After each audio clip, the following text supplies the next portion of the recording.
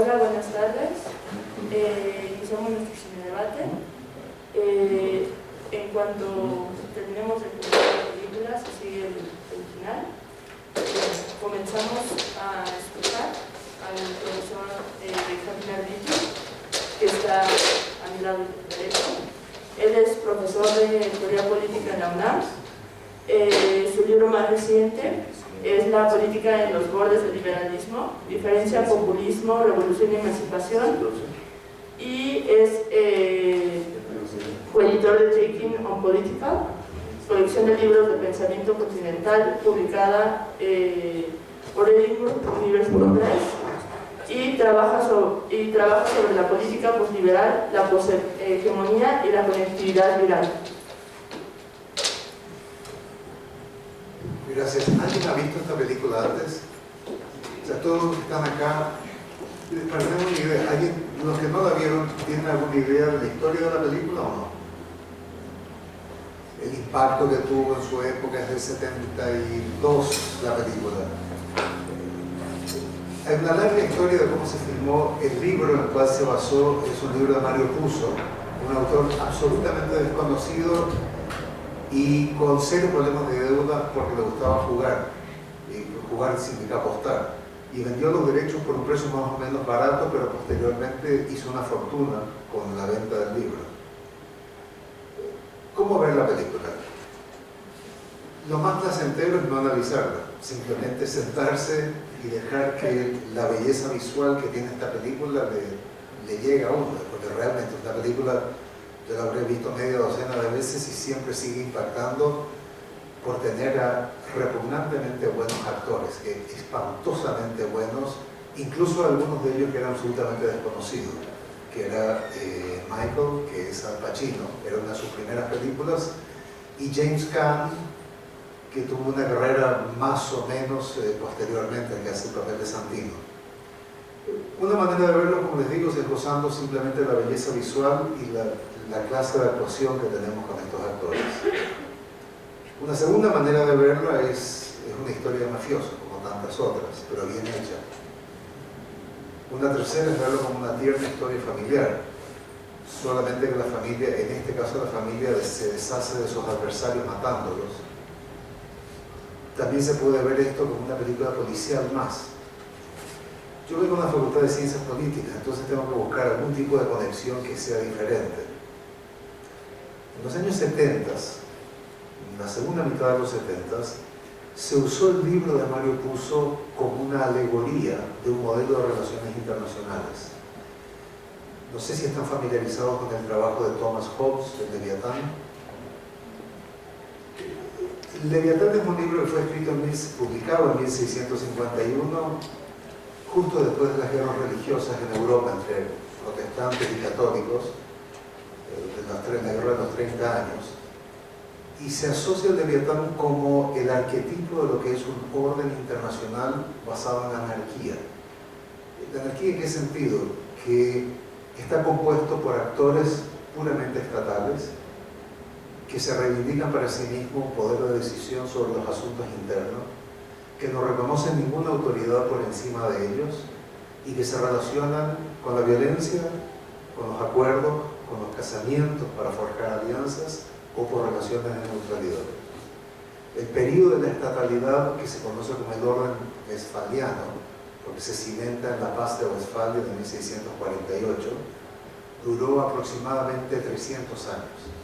Termina solamente con la creación del sistema de Naciones Unidas después de la Segunda Guerra Mundial, cuando los estados soberanos reconocen dos cosas que no reconocían antes: alguien por encima de ellos, que es el derecho internacional y la instancia del Consejo de Seguridad, y por primera vez derechos para individuos y pueblos que no tenían reconocimiento jurídico internacional. ¿Por qué se dice que esta película, la novela, funciona como una metáfora para el orden internacional?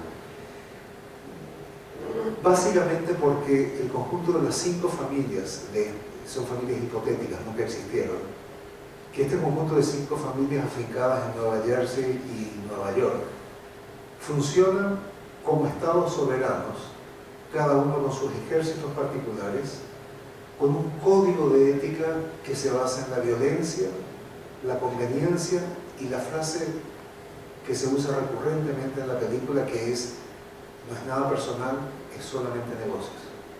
Eliminar un adversario es solamente cosa de los negocios y no hay que involucrarse personalmente en esto.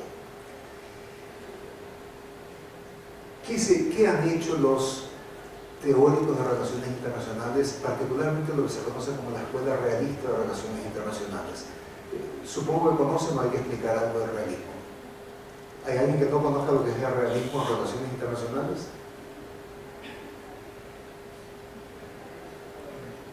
La idea de que la frase está resumida, la teoría está resumida en una frase. Las naciones tienen principios y tienen intereses, pero por lo general hay que sacrificar a los primeros en nombre de los segundos. O sea, lo que cuenta es siempre el interés nacional, cómo avanzarlo, cómo defenderlo. ¿Cómo ven estos teóricos lo que es lo que está ocurriendo en la película? Ven a Corleone padre, a Marlon Brando, como una especie de figura emblemática de un poder norteamericano que está en decadencia en la fase final de la Guerra Fría. La película se estrenó en 1972, nadie sabía que faltaban 20 años para terminar la Guerra Fría, o 18 años para terminarla. Pero se lo ve como un periodo de decadencia del poder norteamericano. ¿Decadencia por qué? Si ustedes ven la escena en la cual, poco antes de estar jugando con su nieto, tiene una conversación con el que va a ser su heredero, que es Michael, y constantemente está preocupado por ver cómo arreglarse para volver a posicionar a la familia, y está ligeramente confundido. ¿En qué radica su confusión? Si ustedes retroceden más o menos 20-25 minutos en la película, recordarán que hubo una reunión entre este señor y los grandes jefes de las familias, y las familias lo que le piden, 30-40 minutos antes, le piden el uso de sus influencias políticas y sus influencias del Poder Judicial para proteger un nuevo negocio que es algo que no había caracterizado a las familias, que es el narcotráfico.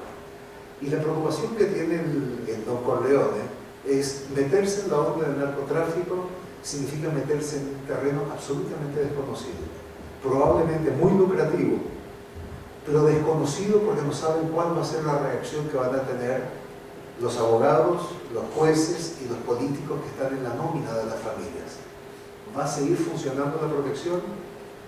¿No les parecerá que será algo demasiado terrible? ¿No será un asunto de generaciones de mafiosos más jóvenes que Corleone no conoce ese código y por eso prefiere no meterse? La analogía es que Corleone es un hombre de dos mundos. La película ocurre entre 1945 y 1955 más o menos. Es un hombre que está viendo un mundo que se está transformando y no está familiarizado con sus leyes. Es un nuevo orden en el cual sus enemigos están operando con reglas desconocidas. ¿Cuál es la figura que tiene el hijo menor, Michael? De nuevo, hay que tomar con un poco de cuidado las analogías que hacen los profesores de relaciones internacionales. La analogía que hacen es: toman a tres personajes que son Sonny, Santino, Michael y el abogado. Fredo a nadie le interesó jamás estudiarlo. La figura de Michael es la figura del realista, de alguien que reconoce la necesidad de combinar el poder duro, las armas, el asesinato selectivo, con el poder blando de la negociación, de hacer una oferta que no va a poder rechazar, de una manera más o menos flexible. Santino no. Santino lo que quiere hacer es: nos ofendieron, vamos a reventarlos, vamos a matar a todos estos desgraciados. Michael es el realista. Sabe que mantener a una familia fuerte y mantener su influencia y seguridad en un mundo cambiante y peligroso tiene que fortalecerse, tiene que ir con cuidado y combinar el dolor hacia el adversario con la zanahoria con el adversario. Santino sería el equivalente de quién para estas teorías. Santino sería el equivalente de lo que se conoce como los neocons, los neoconservadores, es decir, la generación de expertos en relaciones internacionales que llega al poder con Bush hijo en el año 2000. Es gente que cree en el poderío estadounidense, que si está debilitado es por culpa de las concesiones de los liberales o demócratas, y la idea es atacar a los enemigos y demostrar quién es el que manda en este país, en este mundo. La invasión de Afganistán, la invasión de Irak fueron empresas desastrosas para el tesoro norteamericano y para su capacidad de responder en otro tipo de conflicto. ¿Cómo contestaron ellos ante las agresiones? Ataque. Santino es una metáfora para lo que es el comportamiento de los neoconservadores en relaciones internacionales. El tercero de los personajes, como les decía, no es Fredo, sino que es Tom Hagen, el abogado consejero de la familia, que había sido criado por la familia. Y Tom vendría a ser el arquetipo de lo que en la teoría de relaciones internacionales de la escuela estadounidense se conoce como los liberales. Liberales del espíritu de Woodrow Wilson, el presidente que quería hacer el mundo seguro para la democracia en la Primera Guerra Mundial. ¿Esta gente en qué cree? Cree que las relaciones exteriores tienen que estar guiadas por algún tipo de moralidad. Y esa moralidad la entienden en términos de un cierto optimismo acerca del rol que puede tener el comercio internacional, las organizaciones internacionales y la democracia para promover la paz y la cooperación entre los estados. Si ustedes ven, con estos tres personajes de la película se pueden construir tres escuelas de pensamiento sobre relaciones internacionales. La realista de Michael, combinación de fuerza o negociación. La neoconservadora de Santino, que es golpear, golpear, golpear sin pensar en las consecuencias. Y la liberal de usar una fuerza moral, ser una fuerza moral como una manera de poder conseguir la paz y la estabilidad entre los países. Hay un trabajo muy lindo que se llama The Godfather Doctrine, la doctrina del padrino, que está escrito por dos profesores estadounidenses, John Huntsman y Michael West, que vale la pena revisarlo porque son los que más desarrollaron esta idea. No son los únicos, pero son los que más desarrollaron la idea de las tres escuelas dentro de este libro. El argumento básico que uno puede entender al final de esta película, le falta todavía el momento de la apoteosis, son 5 o 7 minutos que faltan, o 8 minutos que faltan de la película, que la única manera de sobrevivir en un mundo peligroso es con la postura de Michael, definida como la postura realista. Hay que buscar la estabilidad, el balance de poder en un mundo que es 100% peligroso y que nunca va a poder ser pacífico. La lectura que pueden hacer ustedes de esto, como les digo, la primera lectura que yo haría es qué placentero ver la película y qué extraordinaria película.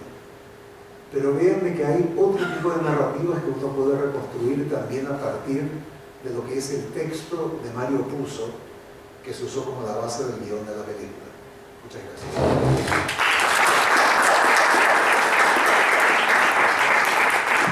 Muchas gracias, profesora Arditi. Ahora le damos la palabra al profesor Barraza.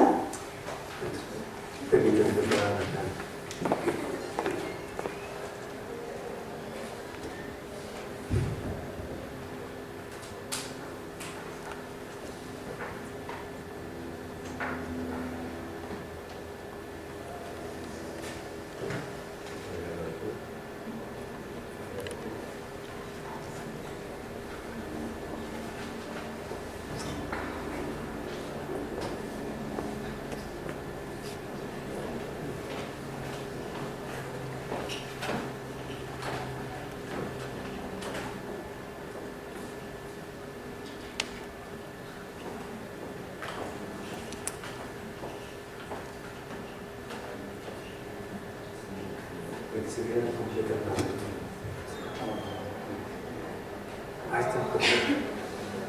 Bueno, buenas tardes a todos y a todas. Yo voy a utilizar otra forma de interpretar la película, que es una propuesta, cómo se puede utilizar la teoría de juegos y lo que implica en muchos aspectos, pero básicamente metodológicamente, para interpretar la película. Ahora, como esto se vuelve bastante complicado, voy a tomar una parte muy breve de la película,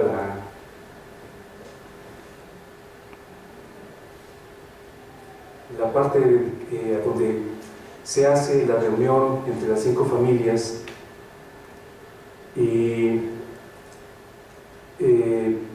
a mostrar el razonamiento que hay detrás de, básicamente, de Vito Corleone, que es quien convoca la reunión. Entonces voy a tratar de ser rápido porque creo que me va a llevar un poquito de tiempo, pero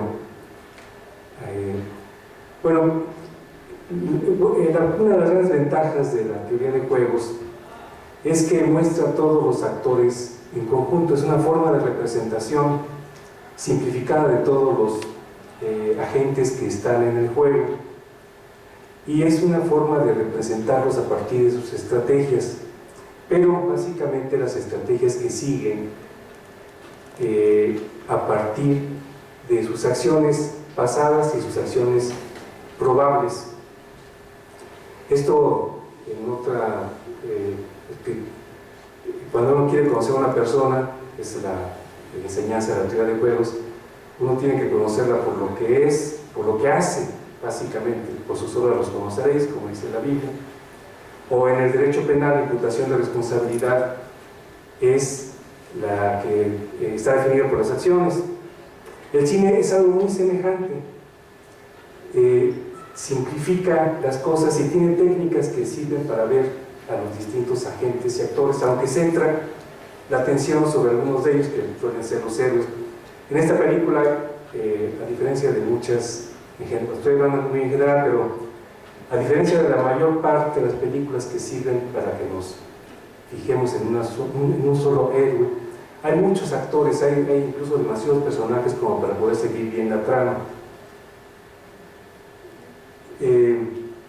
Entonces, recordarán ustedes la escena en la que se presentan los jefes de las 5 principales familias, y aquí el cine está haciendo una gran simplificación. Esto digo el cine porque es general el procedimiento, y es a partir de Corleone, que la cámara lo utiliza como punto de partida y va rodeando la mesa, y se llama cámara subjetiva cuando un punto de vista de uno de los personajes está utilizado para poder describir a los demás, y es lo que hace Corleone.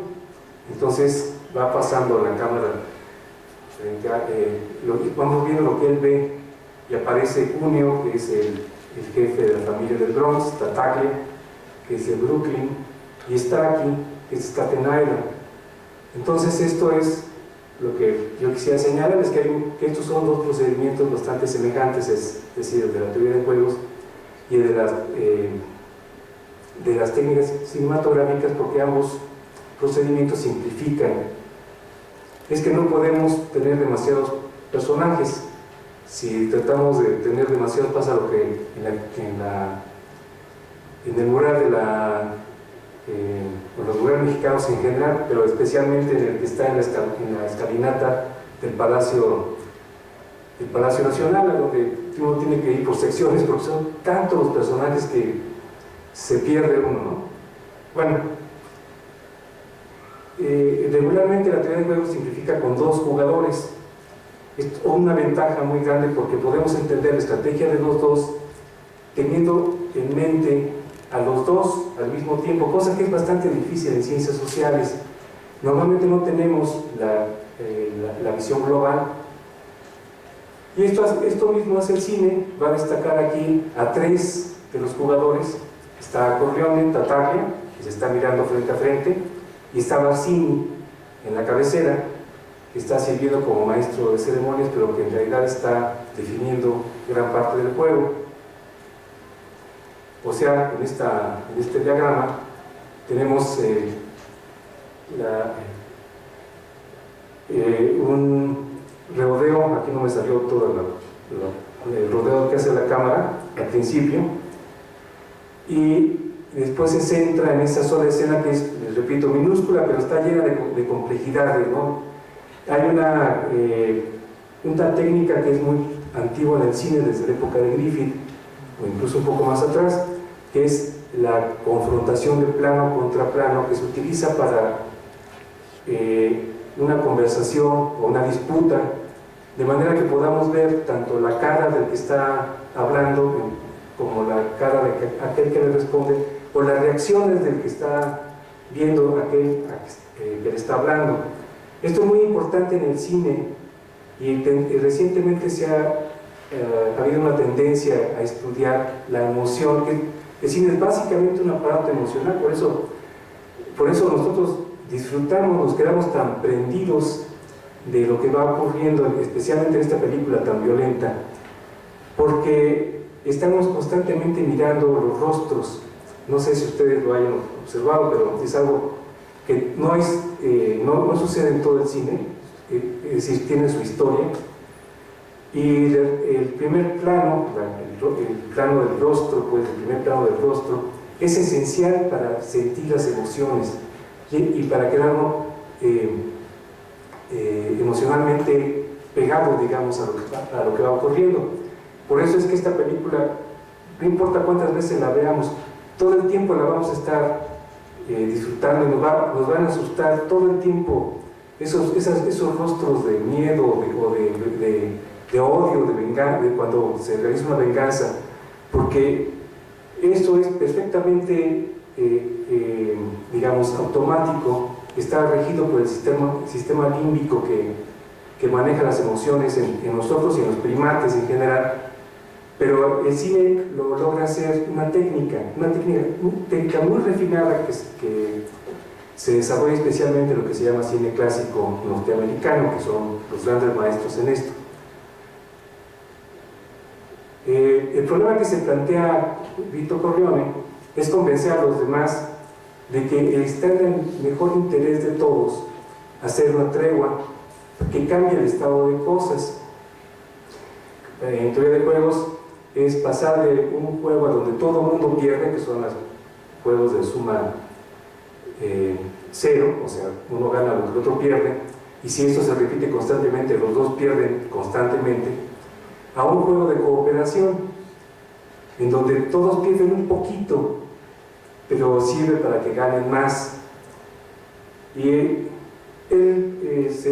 lo expresa de una manera que es inolvidable, pues, porque el personaje a mí me parece encantador, es una maravilla, que además, fíjense ustedes qué tan potente es esta técnica cinematográfica, que nosotros disfrutamos algo con unos personajes que normalmente deberíamos aborrecer, porque todos son unos criminales, ¿no? Y eso, vean, esto podría explicar incluso lo que está ocurriendo con la Tuta o con el Chapo. La Tuta, hay un video que anda por ahí, a donde él reparte dinero, no recuerdo el pueblo dónde está, pero lo que no me impresionó de ese video es que le besan la mano. Es un auténtico padrino, pues, o sea, si hay alguna semejanza con lo que está ocurriendo en México, pues es obvio, pues. Luego, el juego en que todo el mundo pierde se conoce tradicionalmente en teoría de juegos como el juego de gallina. Aquí está, es decir, voy a intentar ponerlo. Cuando nosotros vamos en una calle, en una banqueta muy estrecha, y nos encontramos frente a otra persona, alguien tiene que bajarse de la banqueta para que el otro pase. Cuando los dos nos bajamos o nos detenemos, quedamos en el juego mano a mano. Pero cuando uno intenta seguir a costa del otro, por eso es que es uno u otro y las estrategias son muy similares o pueden ser idénticas, lo que conseguimos al final es caer en la casilla de la derecha inferior, bueno, de la inferior derecha. O sea, cuando quedamos tablas, pues quedamos 0-0. Cuando seguimos de frente, uno de los dos gana. Pero cuando los dos chocamos, perdemos los dos. El juego que están jugando antes de esta reunión para pedir la tregua a la que convoca Corleone, es un juego donde todos están perdiendo. Para cambiar ese juego, que es un juego de cooperación, se utiliza, entre otros que son bastante más populares, este dilema del prisionero. Es un poco largo explicar la historia de por qué se llama el dilema del prisionero, pero basta con esta matriz para que ustedes vean cómo, aunque pierdan, es decir, si yo desertar quiere decir aquí que yo me agandallo al otro, y por lo tanto él gana 0 y yo obtengo 4, que es la máxima puntuación. Cuando los dos intentamos ganar al otro, lo más paradójico y fabuloso de este juego es que los dos caemos, como en el anterior del juego de la gallina, en la casilla inferior derecha.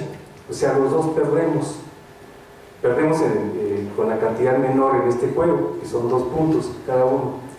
Pero cuando los dos cooperamos, aunque no ganemos todo, ganamos 3, que es uno menos que lo que ganaría cada uno por su lado, pero que obtendríamos de estar cooperando. Bueno, lo que también emparenta a la teoría de juegos, que es una razón por la que me parece que es un instrumento de representación de la interacción humana en general, pero de los conflictos políticos en particular, es que cada jugador está regido por un cálculo de costo-beneficio, o sea que están pensando a largo plazo. Por lo tanto, cuando Corleone comienza a hacer promesas, nadie le cree, y Tartaglia en especial no le hace ningún caso, porque lo que se necesita es algo, pide incluso garantías, pero Basile dice que no están entre gente que tenga que dar garantías.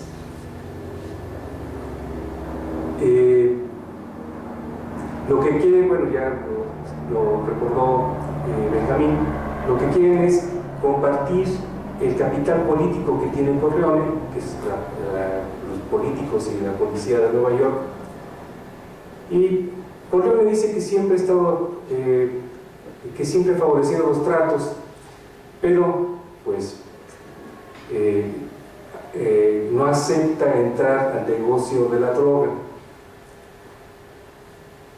Y no llegan a nada.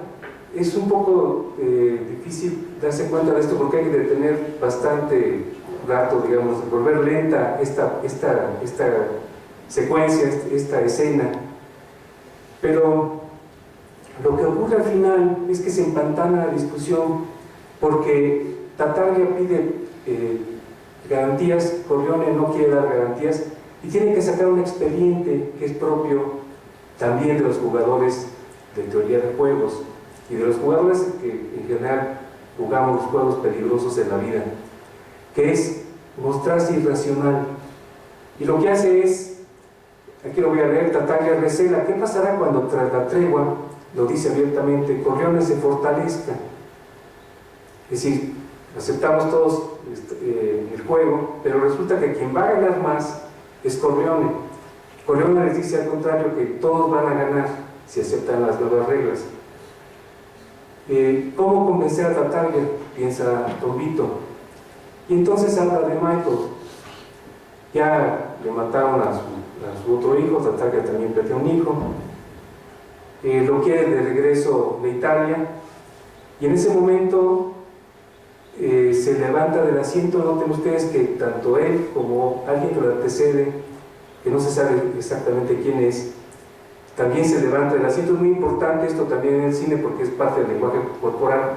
Es muy diferente a que yo les intente hacer un trato aquí sentado, o acá que gente y lo señale con el dedo, como hace Corleone. Pero da un argumento totalmente irracional, pero totalmente poderoso. Dice: lo quiero traer de vuelta de Italia. Se levanta del asiento y dice: incluso si lo mata un rayo, que es totalmente, yo voy a culpar a cualquiera de los que estén aquí en esta mesa, y la guerra va a continuar. O sea, siguiendo un poco también la metáfora o la similitud con la Guerra Fría, voy a tirar la bomba atómica. Todavía no había bomba atómica, pero ya estaba imaginándose el asunto. Pase lo que pase, muérase quien se muera,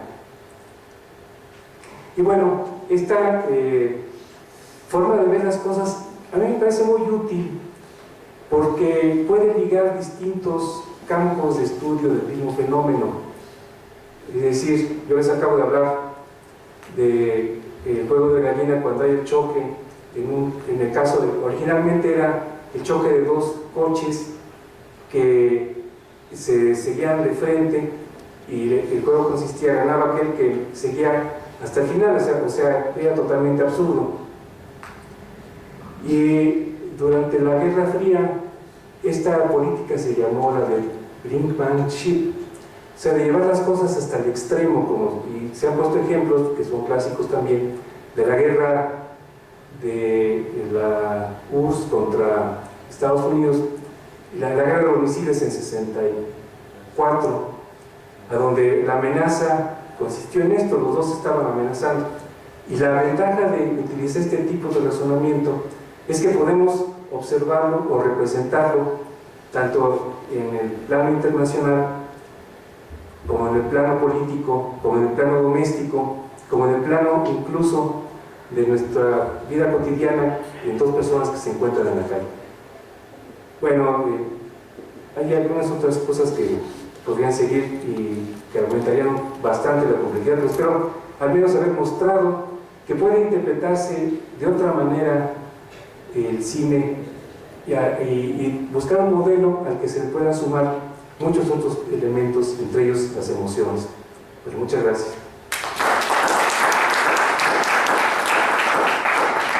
Muchas gracias, profesor. Ahora le doy la palabra al profesor Arturo Cosío, profesor de esta facultad. Bueno, buenas noches. Antes que nada, Karina, muchas gracias por invitarme. Ya sabes que soy afecto a esto del cine y el debate jurídico, ahora enriquecido con comentarios de otras áreas, porque normalmente nos cerramos a lo jurídico, y ha sido muy interesante escuchar esta idea de las familias como el escenario de relaciones internacionales y de estados, y la forma en que se representan, por ejemplo, los tres personajes, aparte de Vito, pensando en Sonny, en Michael y en Tom, el abogado. Muy interesante, y también la teoría de los juegos, esta situación de buscar el ganar, ganar y no el perder, perder, o el juego cero, también es muy ilustrador. Pues yo digo, como abogado, pues me voy más a lo jurídico, evidentemente, y no vamos a empezar a decir que hubo homicidios, eso ya todo el mundo lo sabe, y que mataron un caballo y que todo eso hoy sería muy mal visto. Lo que yo quisiera es que empecemos a ver, como decía el maestro, que hay mucha semejanza con nuestra sociedad actual y nuestras problemáticas con lo que es el crimen organizado. Pero primero hay que entender a los personajes, ya lo comentaron los profesores.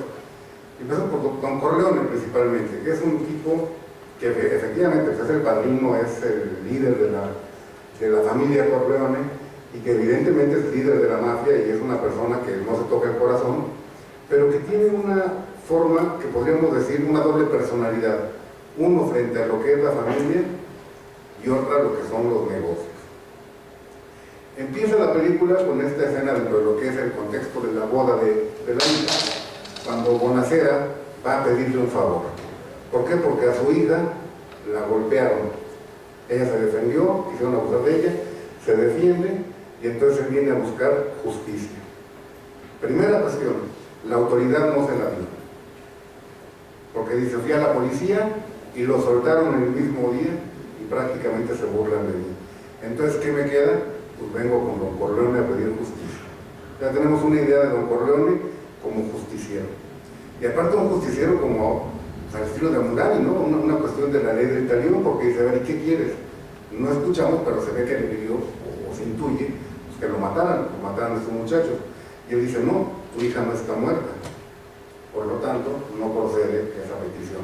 Y luego el reclamo de ni te comprometes conmigo, no quieres, casi no convives con la familia, no me dices padrino, no te quieres comprometer, y entonces Bonacera se compromete, pide el favor, que eventualmente se lo va a cobrar, lamentablemente, con lo que sería el maquillaje sobre el cuerpo de su hijo. Pero aquí vas empezando un Corleone que primero no es un despiadado. Él prácticamente se siente ofendido cuando pregunta cuánto me cuesta la venganza. Casi dice, somos gente decente, aquí no hacemos esto. Evidentemente, pues es un concepto de defensa muy a su estilo, de decencia, pero que nos está dejando ver cuál es el perfil de ese personaje. Que en la boda de la hija no le pueden negar nada a nadie, entonces vemos algún tipo de solicitudes distintas, desde la intervención para que le dieran el papel al cantante, que intercediera con políticos, pensando en este muchacho que iban a deportar o que iban a mandar a Italia, ya que había terminado la guerra, pues acaba de terminar la Segunda Guerra Mundial. Entonces, también eso nos da un contexto de lo que es el momento de la contienda. Viene, por ejemplo, si ustedes recuerdan, cuando Sonny en la boda no se portó tan bien con una de las damas, obviamente don Corleone se entera, y cuando viene el cantante, hace que llamen a Sonny, está hablando de un tenor, en un tenor con el cantante, y cuando entra Sonny, le dice, el hombre que se aleja de su familia no es hombre. Es decir, le está dando el mensaje a Johnny para que lo oiga Sonny. Eso es el tipo de perfil que nos maneja don Corleone como hombre de familia. Un hombre de familia protector, que evidentemente no quería que Michael, por lo que mencionan ahí, fuera el que tuviera que entrar a este negocio, era como dice, lo crea para políticos. Yo no sé si como político estaba peor que como mafioso, tomando en cuenta todo lo que nos están planteando. Porque al fin y al cabo también la película nos deja ver que en este contexto la organización delictiva funciona con el apoyo de las autoridades. Don Corleone invita a los jueces, invita a legisladores, y dice, bueno, no vienen, ellos asumen que saben por qué. Pues ni modo que aparezcan los jueces y los legisladores en la casa del mafioso, aunque sea un evento familiar. Pero ahí te está manejando que los tiene en la bolsa, como más adelante se hace precisamente el reclamo de que no los quiere compartir. Eso ya es así como una cuestión de la familia comparte, y entre familias nos debemos de apoyar. Viene el contexto de la droga. Efectivamente, don Corleone dice, con alcohol, juego y mujeres no hay bronca, es un negocio limpio. La droga no, quizá porque lo siente como algo desconocido, y en esta decadencia en la que ya no controla realmente lo que es la forma de actuar de la familia, menos quiere entrar a un negocio desconocido, y con una persona que es quien le está invitando, que tampoco se veía que fuera a ser cooperativo con los intereses de la familia. Entonces, viene una resistencia. Habría que ver también el contexto, porque hay una crítica a la sociedad, a las autoridades, una cuestión de racismo, esta idea en la reunión con los jefes de las familias, donde dicen, no, la droga, por donde están los niños, no, nada más para los negros. Total, eso su alma ya está condenada, no importa lo que les pase.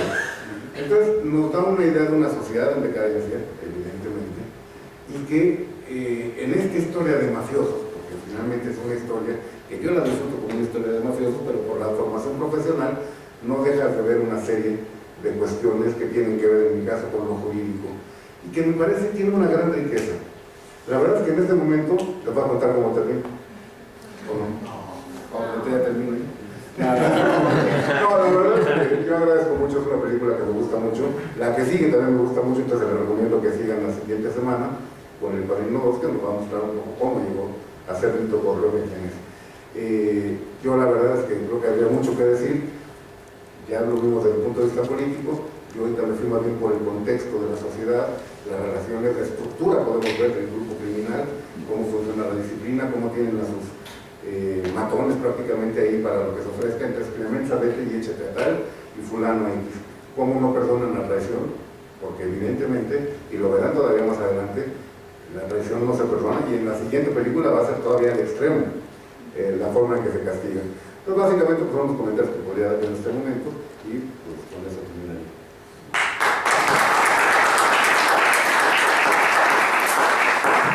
Muchas gracias, profesor. Ahora, si alguien quiere dar un comentario, una pregunta a nuestros expositores.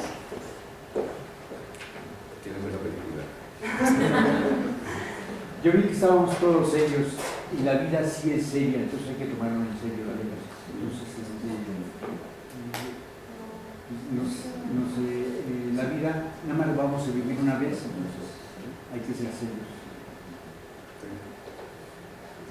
Hay una frase cuando este hombre dice de una manera absolutamente sexista de que las mujeres y los niños pueden darse el lujo de no ser serios, pero los hombres no.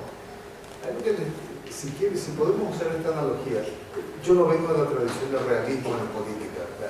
no creo particularmente en eso, pero puedo entender la racionalidad que está detrás. La idea de no ser descuidado, ¿qué significa no ser descuidado?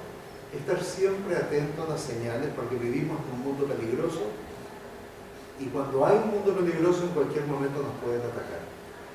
Hay una analogía que es aún más fuerte, que el compañero acá mencionó, que es esta doble cara de los mafiosos. Son hombres de familia que les encanta la familia, saben hacer un espagueti maravilloso cuando están en la guerra y tienen que cocinar, y les dan las recetas, que entre paréntesis creo que era la receta de la mamá del director o algo por el estilo. Es maravilloso esto, pero en vez de verlo como una esquizofrenia, por ejemplo, la esquizofrenia de Adolf Eichmann, que fue el encargado de la solución final del Tercer Reich para exterminar a los judíos, era un hombre que era un asesino metódico en términos de burócrata de la muerte, pero al mismo tiempo le encantaba su perro, le encantaba escuchar ópera, amaba a su señora. Es menos esquizofrenia que una descripción exacta de un modelo hobbesiano de relaciones internacionales.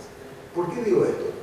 Porque la salida del estado de naturaleza de guerra de todos contra todos que propone Hobbes siempre se plantea como una resolución del problema de la guerra en el ámbito doméstico. Pero Hobbes dice, la anarquía y la guerra de todos contra todos continúa siempre en el espacio interestatal. Piensen en eso. El proceso de pacificación solamente se da en el plano doméstico. Si ustedes reemplazan plano doméstico de un Estado soberano por las unidades familiares que compiten por el poder dentro del espacio de New Jersey y Nueva York, lo que veremos es no tanto esquizofrenia por parte de Vito y los demás, sino que es la lógica de Hobbes. Paz al interior, relación de hostilidad con todo aquello que nos rodea. Y en cuanto a las negociaciones, está interesante lo que dice Eduardo acerca de la teoría de juegos, pero una pregunta para la teoría de juegos. Lo que está en juego en esta teoría de juegos es actores racionales y un elemento de irracionalidad al invocar el rayo que podría hacerle daño al hijo, o lo que está en juego acá no es una lógica de un cálculo permanente, la simulación de manera de avanzar tus objetivos. Porque recordemos que ¿por qué tiene que hacer esa reunión? No por Leone. Le acaban de matar a su hijo, que es el jefe de la familia, en principio sería su heredero. Sabe que los demás están fortaleciéndose. Y hasta que termina esa reunión no se da cuenta que realmente el enemigo es Barzini y no Tartaglia. Cuando le dice al hijo, cuando le dice a Tom Hagen, hasta ahora no me di cuenta, no me había caído el 20, que el que está detrás de todo esto es Barzini, no es Tartaglia. Tartaglia es un pimp. La traducción de pimp es un cafiche, es decir, es un padrote. En otras palabras, no es alguien que realmente pueda ser un peligro para él. Entonces, ¿qué es lo que hizo con este mensaje? El mensaje no estaba dirigido a Tartaglia. No me vayas a tocar mi hijo, te agradecería. Está dirigido, y él lo dice, si alguien en esta habitación intentara hacer algo, si por casualidad un policía en una balacera afecta a Michael, si Michael en la cárcel, desgraciadamente una riña muere, o si un rayo le cae a Michael, lo va a tomar como un acto de guerra. Lo que está diciendo es, las condiciones que yo estoy proponiendo, que suena para mí absolutamente racional, las condiciones que yo estoy poniendo es, yo les voy a dar lo que ustedes me están pidiendo, pero no me tomen a mí. Entonces, no sé si podemos verlo como un momento de locura o en la ruptura de un principio de racionalidad, o si será una forma desplazada de racionalidad que sigue teniendo los visos de la racionalidad formal. No sé qué piensas. Yo creo que es una forma de utilizar la irracionalidad en un juego racional.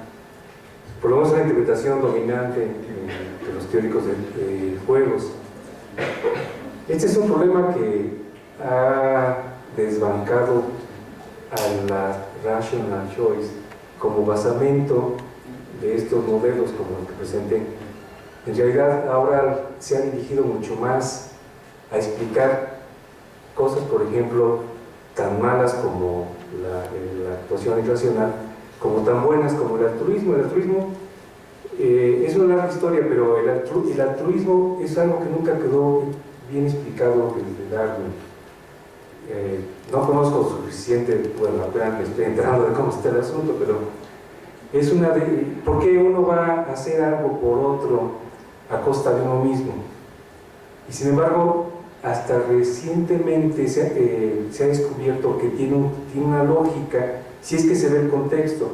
Lo que yo quiero, sin tener una respuesta para esto que pregunta Benjamín, o para lo que está aquí en juego, sí quisiera insistir en que es una forma de representar la interacción social que nos puede permitir una solución. Hay varias soluciones, por ejemplo, a este asunto que a mí me atormenta.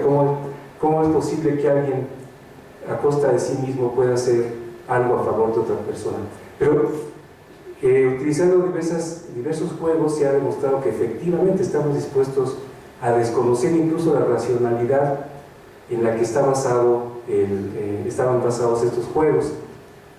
Y ha seguido por allí la discusión, y hay cosas bastante interesantes, ¿no? Pero bueno, me quedo yo con la versión de lo que les presenté, y él está utilizando un argumento irracional como una amenaza irracional para ganar la discusión.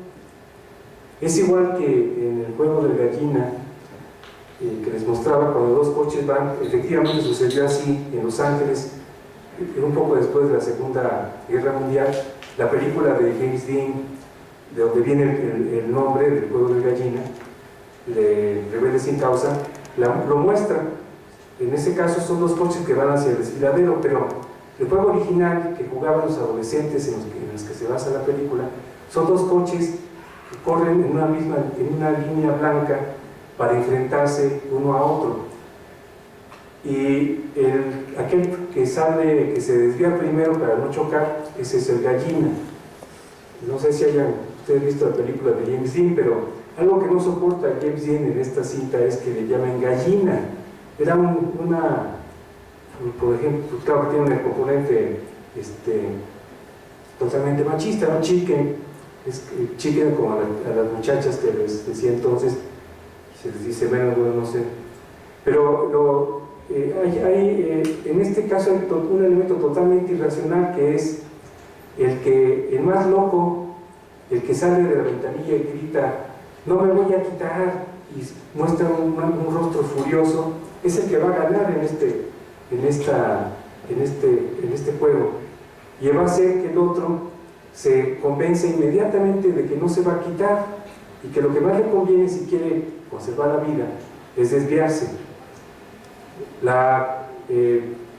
Comparan esto con la táctica que siguen los rusos en la guerra de los misiles, porque los rusos van de frente y van a poner las bombas en Cuba, cosa que no se sabía muy bien por los norteamericanos, hasta que la solución es dar algo, es decir, otra amenaza semejante como la que hace Kennedy en el caso de Turquía, si no me equivoco, ¿no? que estaba también siendo rodeada por los Estados Unidos. Entonces, ustedes hacen esto, nosotros hacemos lo otro. De manera que una cosa, no se convencieron los rusos por los buenos argumentos de Kennedy, o por los que pudiera haber habido de aquellos que intentaban conciliar a las dos partes, sino se convencieron por la fuerza.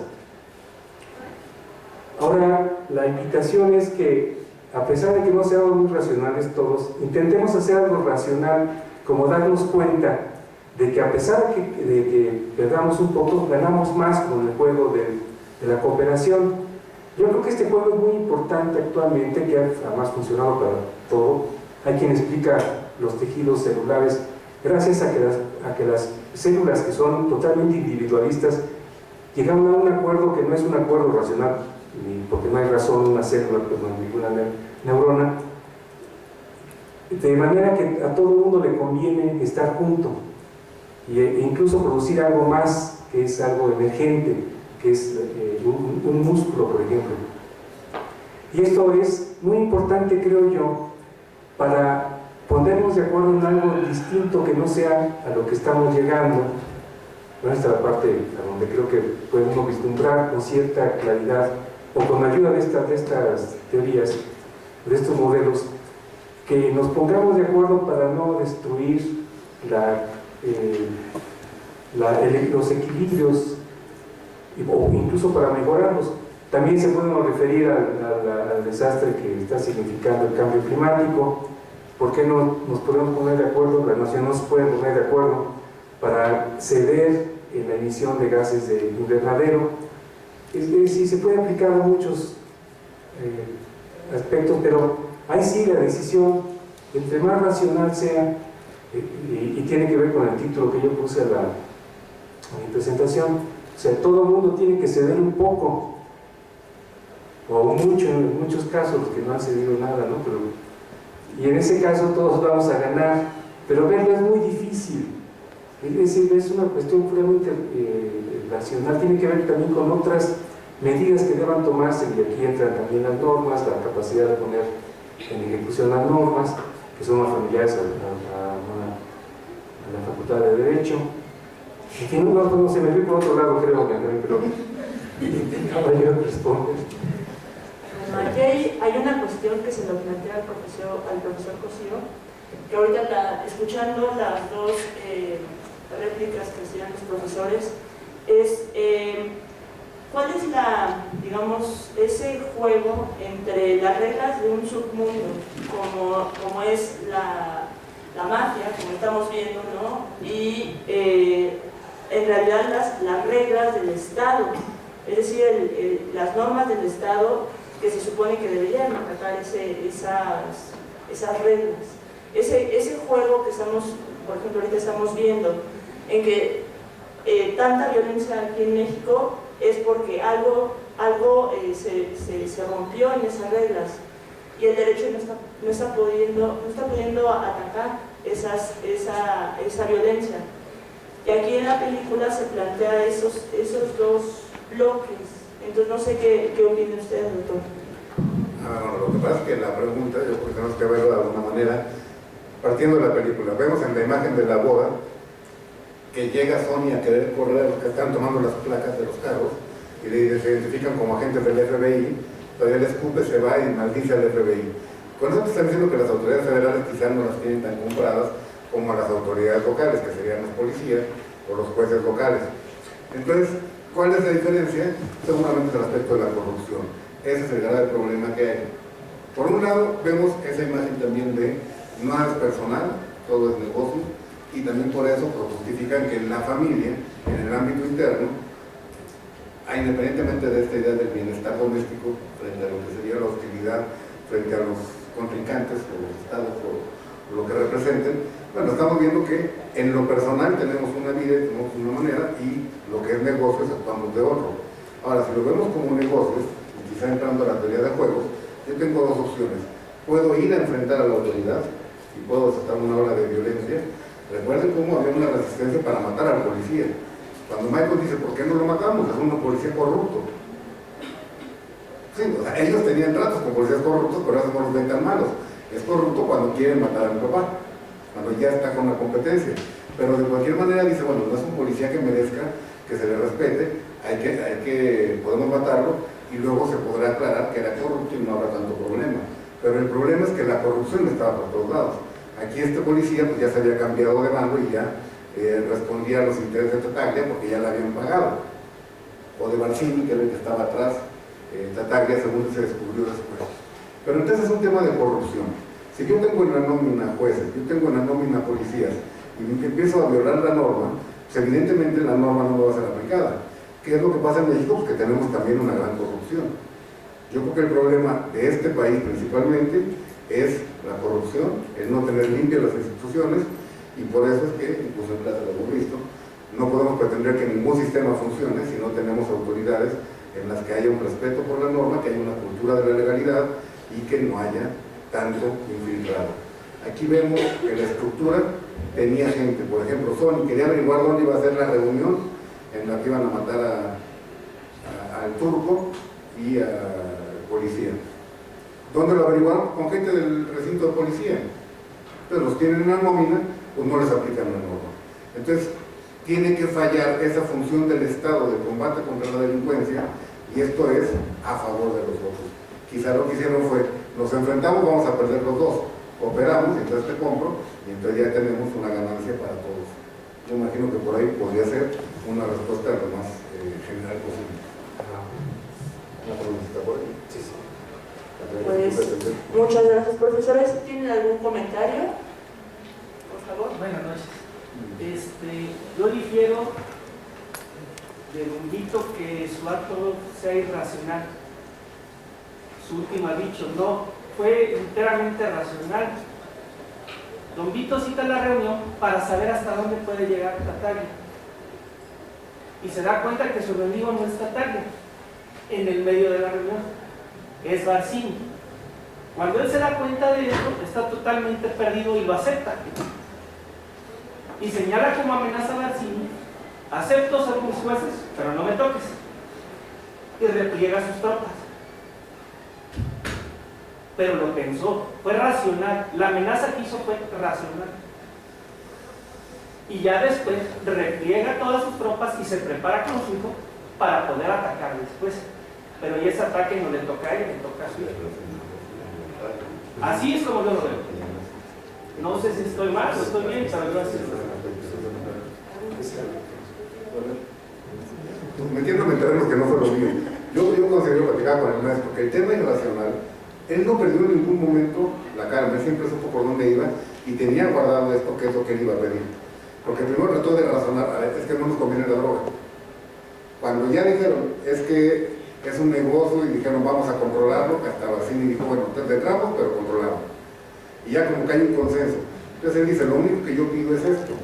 Y yo creo que el tema donde llega al planteamiento irracional es precisamente lo del rayo. Porque lo que está diciendo es, les aviso que si le dan un balazo en la cabeza, si se ahorca en la celda, si lo matan de otra forma, o incluso si le cae un rayo, yo voy a pensar que fueron ustedes. Creo que el argumento irracional es el sistema del rayo. Es decir, le cae un rayo, nadie puede pensar que se lo mandó Barcini. Pero para efectos míos, yo voy a reaccionar como si fuera. Creo que ese sería el tema de la amenaza irracional, ¿no? Pero tú lo ves en el caso como una metáfora. Sí, lo veo como le pase lo que le pase, con ustedes. Lo que el compañero está diciendo, lo que tú dices es que Lo pensó, Corleone se da cuenta que está débil. que está perdido. No, no está perdido, está Sí, débil. porque la droga ya la estaba manejando Barcini desde antes de Pero eso eso. te hace estar perdido. Lo que te hace es, te das cuenta de que algo está cambiando, ya no puedes controlar y tienes que buscar hacer un control de daños. Y eso es lo que él está haciendo en la reunión.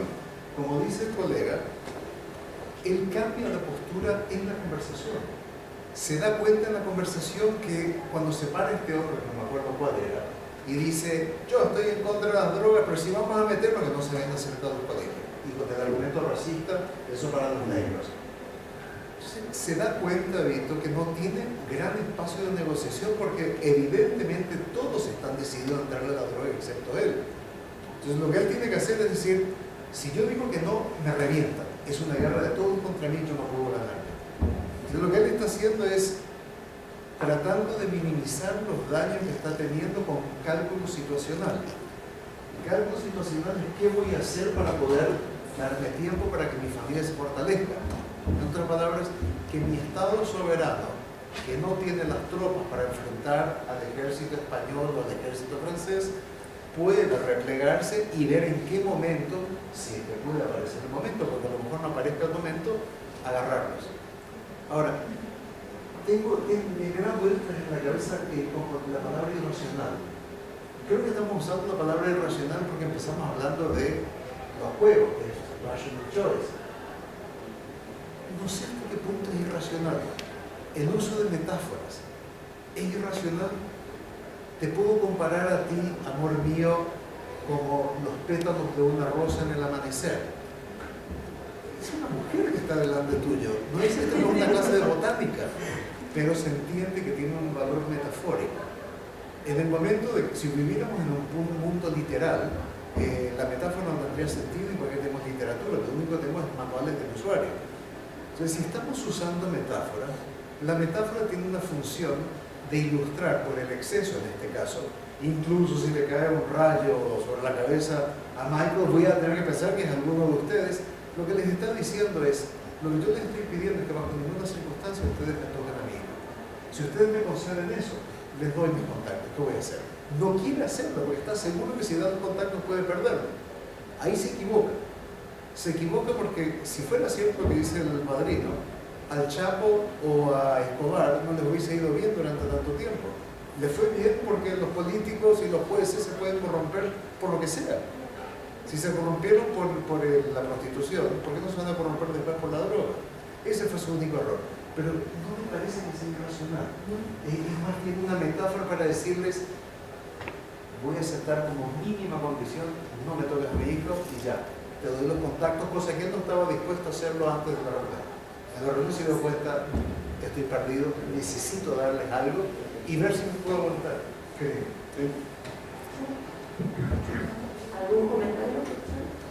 Bueno, intentando defender mi punto de vista o de definirlo un poco mejor. Sí, en efecto, tratar de se da cuenta que él a largo plazo va a ser más fuerte. ¿Tataglia o Corleone? Tataglia. Se da cuenta que Corleone, ¿Cómo lo compramos tan o sea, ¿cómo puedo hacer yo entonces para parecer fuerte en un momento en que no lo soy suficientemente? Porque en efecto, ahí hay muchas cosas. Si él trae a Michael de regreso, obviamente se va a fortalecer también. Los otros no lo saben, pero está jugando desde este punto de vista racionalmente, porque quiere rehacer su familia. ¿Sí?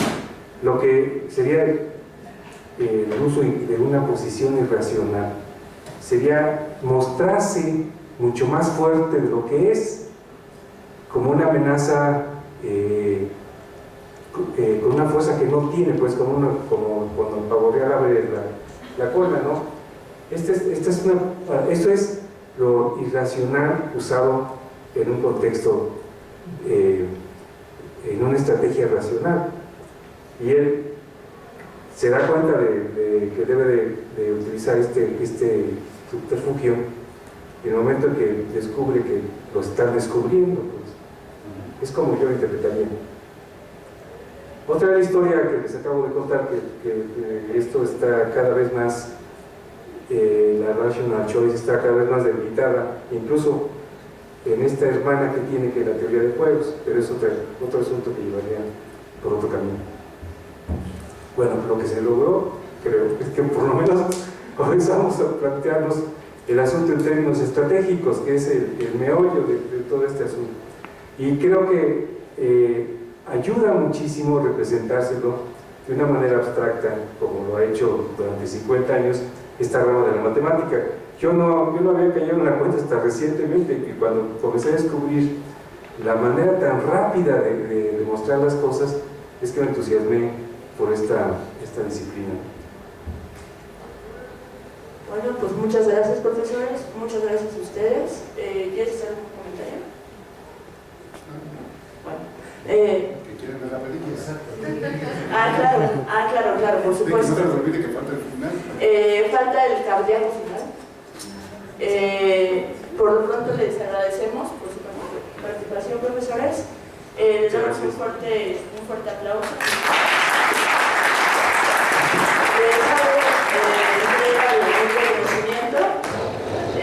A nombre de la doctora Karina Gómez Brode y del Seminario de Derecho Procesal, para el profesor Arditi.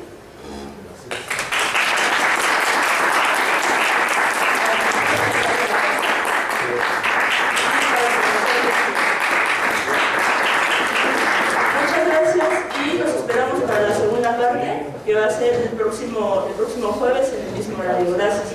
Y les dejamos con el final.